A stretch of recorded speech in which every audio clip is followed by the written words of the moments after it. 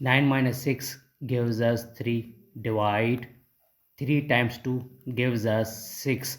Finally 3 divide 6, 3 upon 6. 3 upon 6 here cancel to each other, 1 upon 2.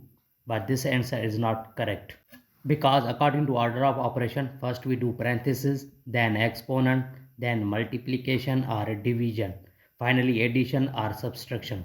Remember that in multiplication and division have equal priority and we have worked from left to right. Same applies addition and subtraction. So in this expression, first we do division, then multiplication and final subtraction. 9 minus 6 upon 3 times 2. Here 9 minus 3 cancel to 6 is 2.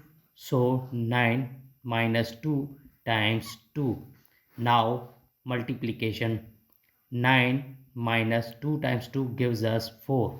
So final answer is 5. This is the right answer.